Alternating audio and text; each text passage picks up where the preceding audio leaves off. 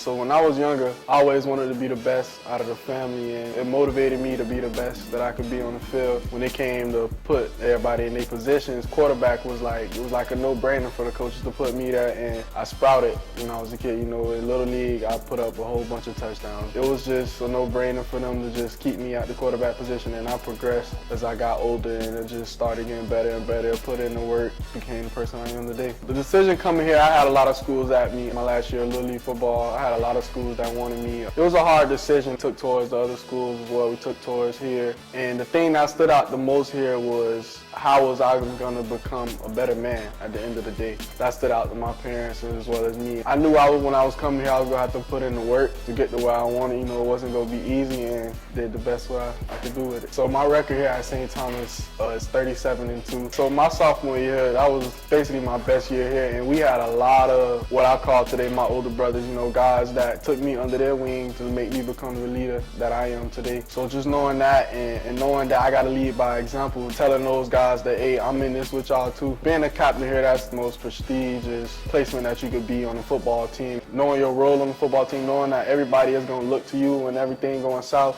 knowing that when the coaches see something going on with the players, they coming to ask you, taking all that in and just knowing that I can lean on my brothers and we could do this as a team. Coach Harry, he always took me up under his wing, always pulling me to the side, giving me little pointers that could help me out on the field. On this journey here at St. Thomas, I went through a lot of things, a lot of off the field things, a lot of on the field things. My sophomore year, I lost my uncle. In the middle of my senior year, I lost my sister. So it was a rough battle for me, but I always knew that I had my brothers behind me to keep pushing me. Those are the guys that I do it for. Those are guys I work hard for. We always had one thing in common as a team. We always knew wanted that one goal, which is a state championship. Hard work beat talent. That's what you're gonna learn here at St. Thomas. Going into my senior year, I was at the peak. I was in the best shape I ever was. I flew up to a camp, and unfortunately, just going hard at the camp, I came down with an injury. I didn't want it to be as bad as it was, but we got back down here. We went to the doctor, you know, they gave us the bad news, and just sitting there crying, wondering if I'm gonna play football again. Like, if it was that the last time I ever played football. Working hard, I worked real hard. You know, a lot of countless days in physical therapy, just working hard, trying to get back, and I was able to come back before the first game started, and which actually ended up being the best game of my high school career. So that's a blessing. My sophomore year, actually, that was the first time I played on TV. We went up to California, played De La Salle, and that was my first